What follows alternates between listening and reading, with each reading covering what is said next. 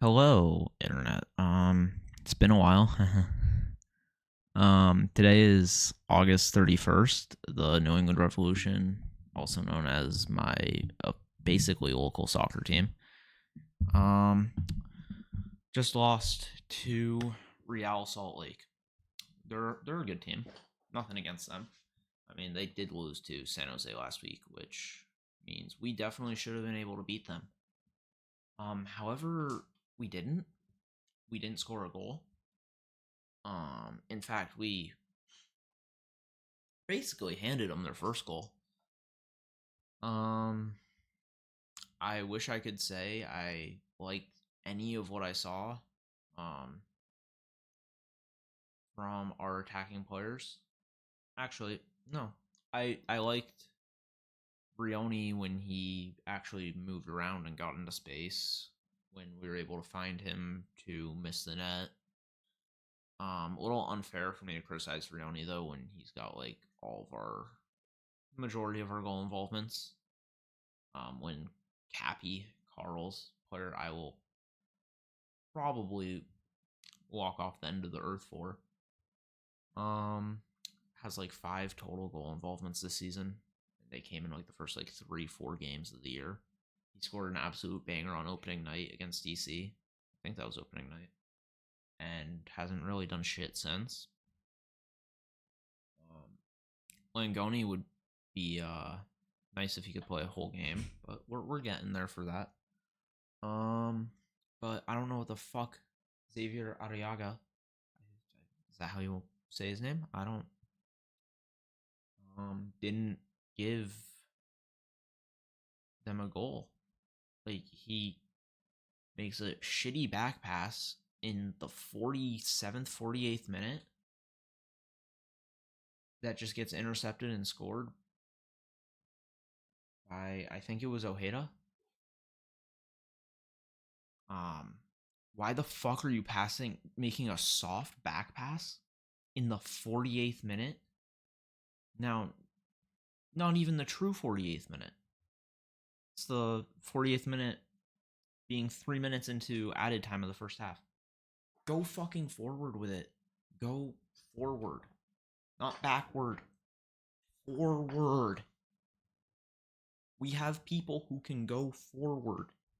I sometimes it feels like they don't know that they actually have to go forward. The amount of here comes Carl's heel backwards to get the ball. Now he's going backwards, so he's gonna run all the way back to like the left or right back position, circle around, pass it to Arriaga, try to go on a run, but he's gonna draw two. And there's Matt Polster just fucking standing there. And now Arriaga has to try to either take somebody on to beat him with a dribble, like he did in the I want to say it was the did we play Orlando recently? It might have been Orlando. He beat somebody with a dribble and made a beautiful pass to I want to say it was Esmir for a goal like a month and a half ago. Great when that works out. When it doesn't, it's just a turnover and a chance for the other team. I don't even really know. Oh yeah, they can go forward. Polster just fucking stands there. I don't really want them to give Mark Anthony K the ball. I don't know why the fuck he's on the field in Salt Lake City, Utah tonight, and Noel Buck is on a fucking plane to England. Like, Porter, what the fuck are we doing? Play fucking Buck. Um, don't know why Mark Anthony K is on the field and Ian Harkes is on the fucking bench. Ian Harkes at least has a fucking brain. This team needs I get it. They solved the issue. They signed Al Hassan Yusuf or Yusuf Al Hassan. I haven't I'll admit I haven't figured out which order his name goes in. I've seen it done both ways, so I said it both ways. So I don't but why is Mark Anthony K still on the field, man? He's not good. There's a reason he's been on like 17 MLS clubs. And it's not because he's good. This man should hopefully be playing for fucking Lexington in USL League One. I'm sorry, they got promoted to the championship despite being bottom of the tail. That sidetrack. Like, what are we doing? We trade DeJuan Jones for fucking Will Sands and MLS Crypto.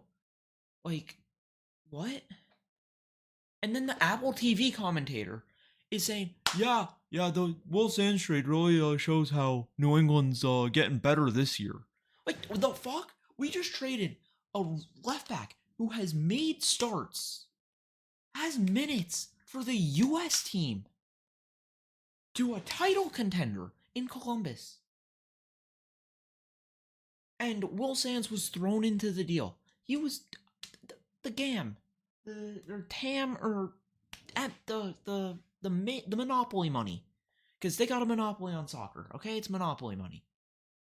That's and the cap relief that Kurt Onalfo did himself. He didn't have to extend DeJuan Jones and give him a bad contract and make it so we have to trade him so that we can do anything. That trade does not make us better this year. Apple TV, the commentators, man, Will Sands does not improve the Revolution. And I'm assuming Will Sands is out there because Peyton Miller can't play full 90. And then Peyton Miller comes in for Nick Lima, which, you know, he came in, doesn't mean he could play the full 90. But to trade DeJuan Jones and leave us with Brandon Bye, Nick Lima, Peyton Miller, and Will Sands, and maybe Andrew Farrell as our wingback depth. I am using wingback as a loose term.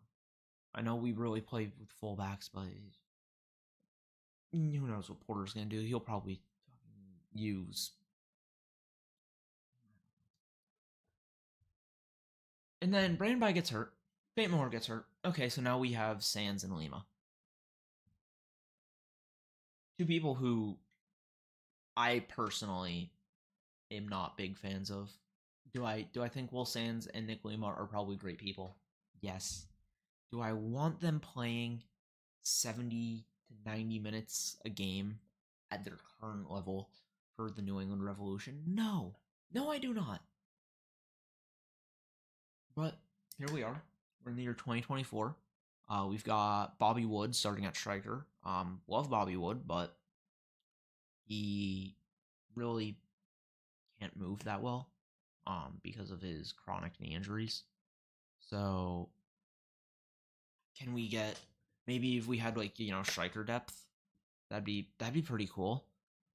Then maybe we wouldn't have to rely on Vrioni to miss the net as often as he does. Like, it got so bad that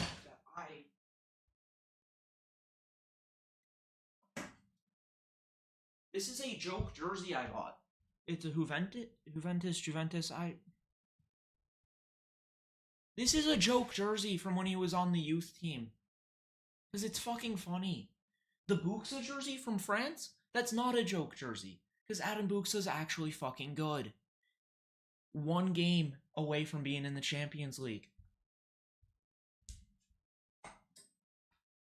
Like, almost fell over there, but what the fuck?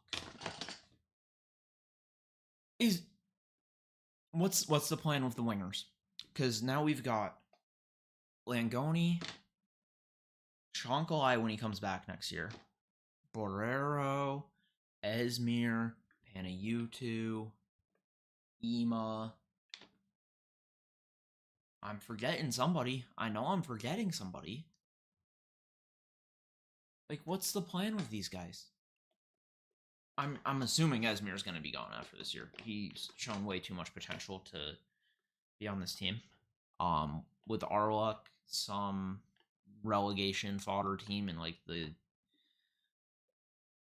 EFL Championship is going to come calling for Ivasic in the winter to try to save their season. Just because Kevin Hitchcock is a mastermind of a goalkeeping coach. Well, okay, maybe not a mastermind. He's boom or bust of a goalkeeping coach. The bright spots on the team are limited as hell. It's we've got no like I don't. You can say, oh, there's hope for the future with Luca Langoni and Carl's heel. I the one thing I really thought we needed more than anything else in the summer transfer window was a backup fucking striker. And we did not get one. You're telling me you couldn't find anybody just to have depth? Oh, you can just call somebody up from the Revolution too. Well, we did that with Marcos Diaz, I think his name is. We called him up his full times we can use him, and we played him like a total like 7 to 12 minutes. Just a complete waste. Then because you had to submit the Leagues Cup roster like months in advance, we couldn't. He was on that roster, but we couldn't use him. Oops, all berries.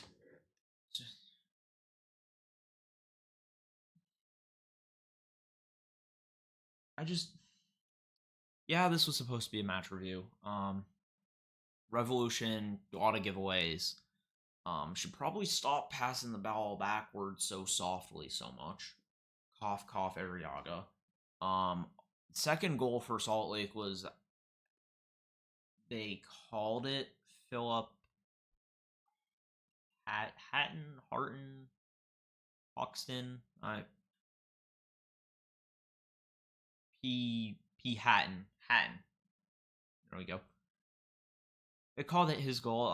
Kind of more like a Nick Lima own goal, but I mean, the Apple TV commentators did point out one thing, and that was the own goal for Nick Lima came off a set piece that he caused when we didn't really need to fucking foul, and he's just tugging the jersey, getting the yellow card because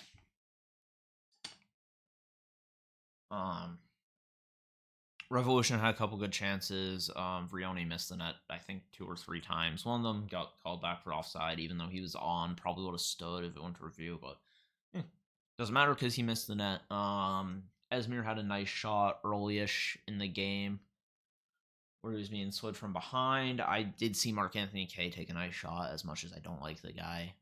I will say he took a nice shot. And yeah. So we traded Henry Kessler for Tim Parker. Kind of forgot that happened because we haven't seen Tim Parker yet. Where's he at? You're just gonna let Arriaga keep playing after he passes? Like, I don't know. I feel like, yeah, at the point you would have made the sub, we kind of need to go on the attack. But I think Arriaga's on national duty next week. Thank God. Because he's got to have some sort of dirt on Caleb Porter, because it's kind of ridiculous. Yeah, he's had his positive moments, but there seems more negative than anything else. I wish I had some sort of hope for the future. Is all. The Revolution 2. We should not talk about them as they were the first team eliminated from MLS Next Pro, which is I don't know, it's a Division 3 league in the U.S. Not that divisions in the U.S. mean anything, because you can just, oh, here's $500 million. Oh, here's however much the USL Championship wants. You just do whatever you want.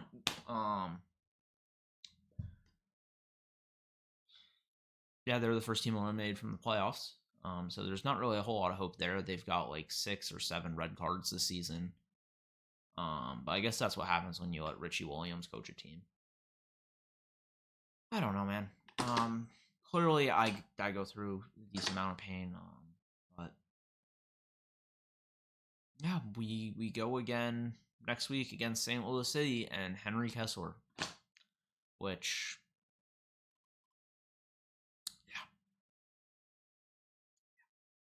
we've got 9 games left. We're like however many points out of a playoff spot.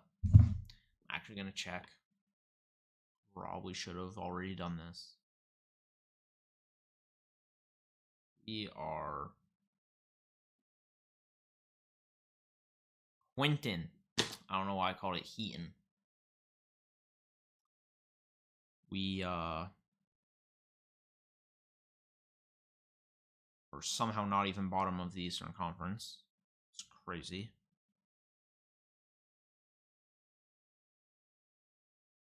How do you can't even okay.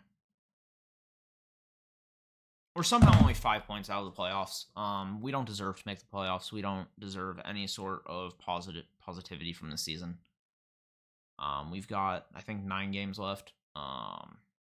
Basically need to play some perfect fucking soccer down the stretch here because we finished the season against Columbus and Miami.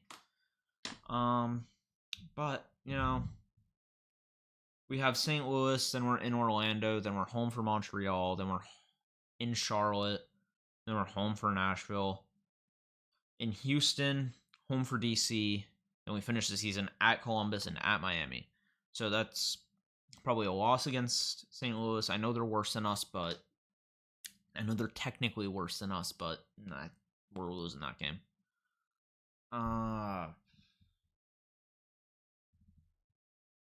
Imagine we beat Nashville because we've already shown we can beat them. Imagine we probably lose to Orlando. Probably draw Charlotte. Probably lose to Houston. Lose to DC. Look, we're getting like probably like a total like 7-8 points the rest of the season, if you ask me. I've got, as I've explained in this, like I have no reason for hope. But I will tune in next week for the match against St. Louis because I am a masochist. Hopefully anybody who made it this far in the video has a great rest of their day. And let's go Revs. Yeah.